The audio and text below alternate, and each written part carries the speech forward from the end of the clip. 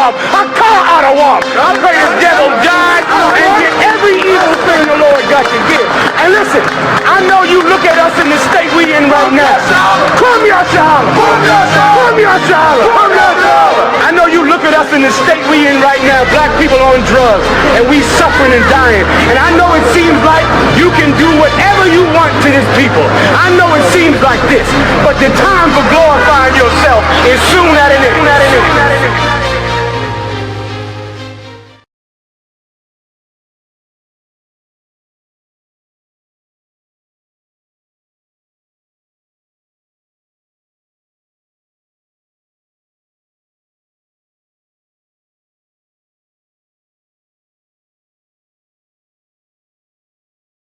We are the Israelite School of Universal and Practical Knowledge. And since 1969, we've been teaching that Black, Hispanic, and Native Indians are the chosen people of God. We have been teaching that we are the greatest people on the face of the earth. And damn it, it's evident. Who runs that football field? Who runs every sport? Like the brother said, you want to know what makes America great? It's every Black, Hispanic, and Native Indian. You are what makes everything great. Do you understand the amount of money? If you added up every single sports organization, every dollar that the children of Israel are making this country, it is unthinkable. Let this noise pass.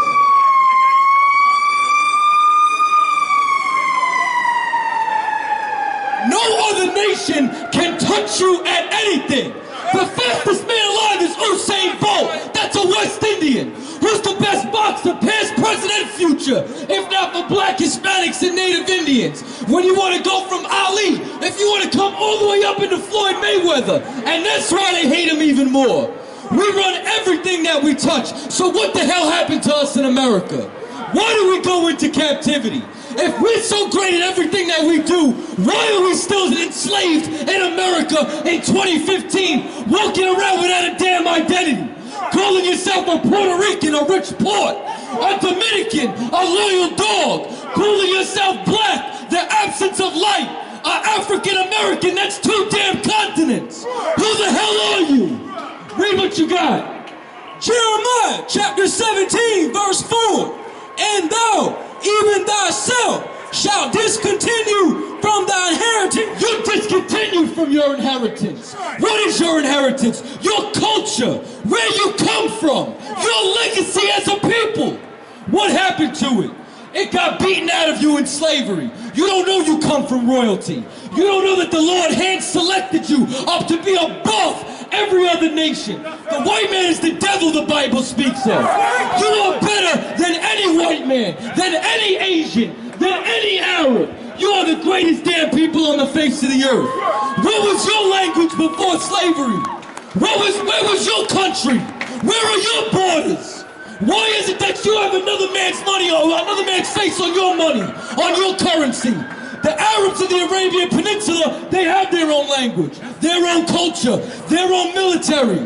The Asians have it. Every single one of them. What happened to yours? Read that scripture again. And thou, even thyself, shalt discontinue from thy inheritance. You lost your identity when you became a slave in America. Read on. That I gave thee, and I will cause thee to serve thine enemy. Thine who? Enemy. The white man. Enemy. The Arab man. Enemy. The Chinese man. Enemy. All these nations are your enemies.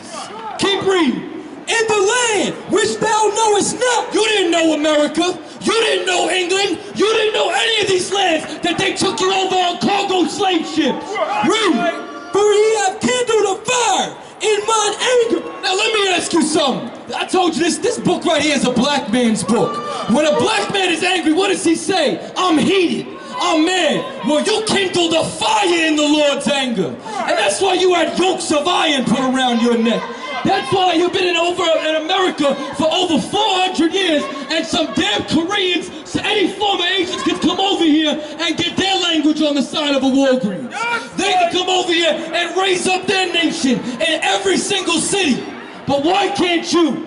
What happened to your cities? Why is it that Chinatown didn't get burnt down like Tulsa, Oklahoma? Why is that? Because you became God's enemy. And when you become God's enemy, God is going to jack you up, and you burn the fire in his anger. Because like the brother just broke out, because you wanted to be a drug dealer. You didn't want to be a prince of power. You know what we wanted to do? We wanted to pimp our sisters. You understand that? We want to make twerk videos. We don't want to be royalty. We want to abort our babies to the tune of over 300,000 a year, which is genocide. We don't want to be royalty. We don't want to be great. You know what we looked up to? We looked up to Nicky Barnes. We looked up to every drug dealer that we can find, and then it's coming out our pores. We promote it on every single song. From Future, all these people that straight destroying the children's minds, man. You understand that? And perpetuating a state of negativity. And how does it happen? Give me Psalms 83. I'm about to show you that in the Bible, it said that every single nation is against you. All these nations are your enemy, are against us, are against our enemies, are against every black, Hispanic, and Native Indian. You know what that means? You need to love every black, Hispanic, and Native Indian. You need to put your family first. You understand that? If I take care of my son and my woman first, nobody calls me a familyist. Nobody sits there and says, you're a damn familyist, man. But if I say that I want to take care of my people first, give my people love, then I'm a racist? Well, do you know what, damn it, I am a racist, and so is the God of this Bible. Because he loves every black, Hispanic, and Native Indian over every other nation on the face of the earth. Read what you got. Psalms chapter 83, verse 4. Verse 1. Keep not thou silence, O God. This is King David praying to the God of this Bible that he destroys your enemies. That he destroys the white man, destroys the Asian man, destroys every single one of your enemies. Read. Hold not thy peace, and be not still. Meaning he wants America to go into World War III. He wants this place to turn into the lake of fire. He wants every nation that put their hands on his people, on his brothers, on his sisters, to face condemnation. Read. O God, for lo, thine enemies make a tumult. Your enemies, the white man, the Arabs, all these nations. The Arabs built your damn slave ships. You're gonna follow Islam? Get the hell out of here. Hear that good. Your enemies are causing trouble for your people down here. Read. And they that hate thee have lifted up the head. What does it mean to lift up the head? They became above you. Once again, where's your neighborhoods? With your businesses. You don't own any of them. But once again, an Asian can come over here and in one generation, they can build this city. They can own all these businesses. Meanwhile, you've been here for over 400 years. How are all these nations getting above you? Read. They have taken crafty counsel. They have taken what? Crafty counsel. They put crack in your neighborhoods. They put heroin in your neighborhoods. They made the COINTEL program.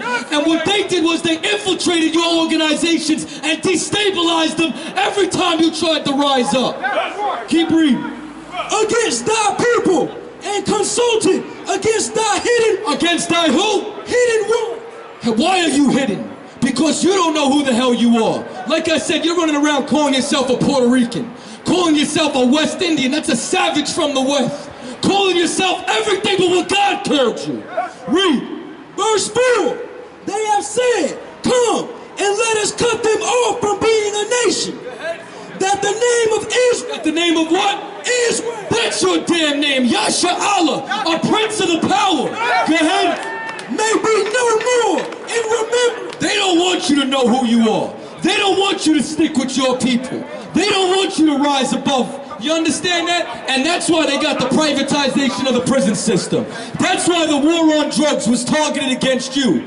That's why the same year that the Anti-Drug Act of 1986 came out is the same year that the war on drugs started. It's the same time that the privatization of the prison system began. And now, you know what? Now there's over 2 million black and Hispanics right now inside the prison system. Who's doing what? Sewing uniforms for 70 cents a day. That's slavery. You are still a slave in America today. And we're going to bring it out right now in this article. What I want you to do is I want you to start right at the top, all right? Good. Human rights organizations, as well as political and social ones, are condemning what they are calling a new form of of inhumane exploitation. Inhumane exploitation. That is a politically correct way of saying slavery. This is what they don't tell you about the 13th Amendment. The 13th Amendment was supposed to be what ratified slavery. It was supposed to be the amendment that ended slavery. But you know what? There was a clause inside the 13th Amendment that slavery was abolished under one premise, that you did not commit a crime. Wherefore, if you commit a crime and you become incarcerated, you know what happens now? Now you can go work for McDonald's for 74 cents a day. Now you can go and you can sew every uniform for pennies to the dollar. That means that if you work for one whole year, you make $365, just about underneath that, because you're only making about 35 to 74 cents a day. Keep reading. In the United States, where they say a prison population of up to 2 million. And who do you think's the majority of that prison population, if not for black and Hispanics? Read. Mostly black and Hispanic are working for various industries for a pittance. For pittance, what's that? Nothing. Means you might as well be working for free. Read. For the tycoons who have invested in the prison industry, it has been like finding a pot of gold. They don't have to worry about strikes or paying unemployment insurance. And this goes to show you how much of a devil he is, man. Once again, the white man is the devil. He will go and he will enslave you in the prison system if you're a convicted felon. But then when you get released, that same company which charged 74 cents a day, paid you 74 cents a day, then they won't hire you because you have a record. Whereas if we had our own businesses and we had our own neighborhoods where we could police ourselves, where maybe we could turn around and be like, hey, Mrs. Rodriguez, you understand that? I just got out. You understand? I reformed my life. Maybe you can give me a job. Or maybe you can go to Miss Johnson and say, hey man, this brother reformed his life. Maybe he can get a job. But what the hell happened? You gave all your businesses away to go love the white man after civil rights. You lost all, there hasn't been one black university that opened up since civil rights. Meanwhile, there was about 190 that opened up prior to it. Because you went and sought after the wealth of another nation instead of loving your own people. No other nation comes to America and tries to join it. Where's the Chinese mayor? Where's the Arabic mayor? You understand that? You know what they did? They came over here and they got paid. Look around you.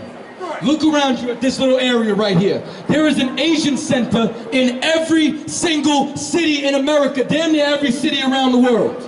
You understand that? They come in your neighborhood and they set up shop and make about $11,000 a week off of selling you wings and white rice. Meanwhile, I never seen a West Indian spot inside any Chinatown. I mean, just to even take it off us, you don't see any other nation inside there because they love their people first.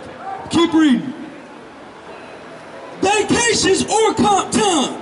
All of their workers are full-time and never arrive late or are absent because of family problems. Because they can just throw them on a bus and send them over. Read.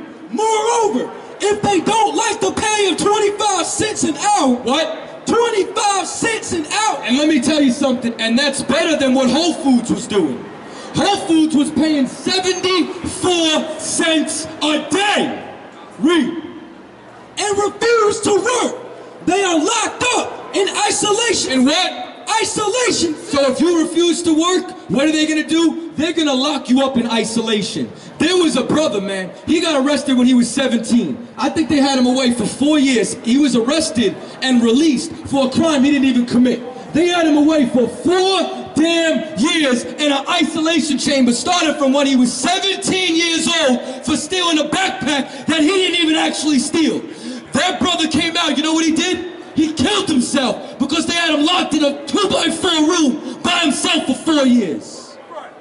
Where's the justice for that? Where's the march for that? You understand that? Back in the day, at least when they marched to boycott something. They marched to boycott the bus system, and they crippled the white man's economy. But you know what? Our leaders were so weak. What did they do? They said, okay, we'll just sit on the front of the bus. Why didn't you get your own buses? Why don't we have our own buses, our own transit system? These Asians do. They're sending them up and down the coast, wheels falling off and all that. And they can't even drive. You understand that they're killing somebody every single month? And they giving them You understand that? They giving them out. Keep reading. There are approximately 2 million inmates in state, federal, and private prisons. And let me tell you something. This is an understatement. Because these are only the prisons that release their records. Read. Throughout the country, according to California Prison Focus, no other society in Hear this good. No other society in human history, go ahead, has imprisoned so many of its own citizens. and who is it that they imprison?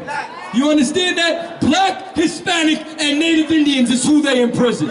Meanwhile, you make up 12% of the population, but you're number one in AIDS. You're number one in every sexual transmitted disease. You're number one in abortion. You're number one in incarceration. How the hell is that even possible when you're the minority? I'll tell you why, man, because you angered your God.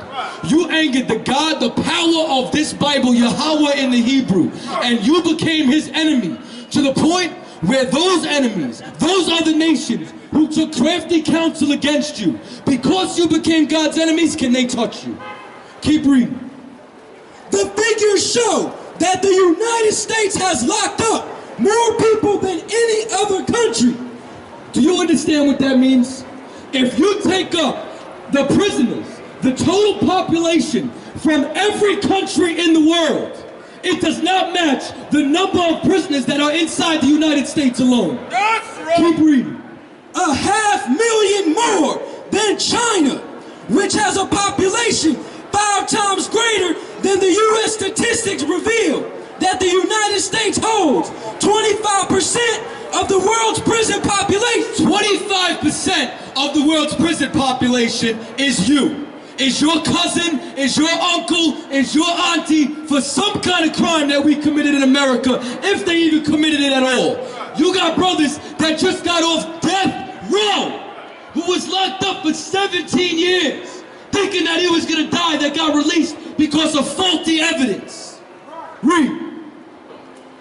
But only 5% of the world's people, from less than 300,000 inmates in 1972, the jail population grew to 2 million by the year 2000. What the hell could have happened in about a 20 to 30 year period? This is what I want to know. You know what happened? The crack epidemic. You understand that? The war on drugs, which we're going to get into that. And we're going to even talk about how that war on drugs was targeted against you. That the CIA put that in your neighborhood. They founded an anti-communist guerrilla army known as the Contras. And they were doing deals with them, giving them weapons and then shipping coke all the way up into LA, where they made a gang connect through Freeway Rick Ross. And what they do with him? Then after that, then he went and started selling it all the way into the Midwest. They started calling his empire the Walmart of crack. Read. In 1990, it was 1 million. 10 years ago, there were only 5 private prisons in the country with a population of 2,000 inmates. Now, there are 100 with 62,000 inmates. And once again, this goes to show you why the white man is the devil. When nowadays I work hard on the job till I come cross shore. Still like I'm a criminal. Crime and get caught, it could be your first charge. Like, man, you ain't getting the man tomorrow. It go dip, squat, 5-mile run. Push, pull, sit on, goddamn, get strong. Looking at my baby, trying to keep them doing wrong. It's too long before they grow. I can't leave them on their own. They killed Daddy like he had a 30-day cake. The news covering up the story for what they say. It took me back to the time we lost Otis. Pretending these crackers, they gon' tell you something bogus. And I'm thinking like, damn, what you tellin' kids? We tried to put up a fight, but did we fail the kids? Cause they really got us looking like no damn good. And why success got to cost my manhood?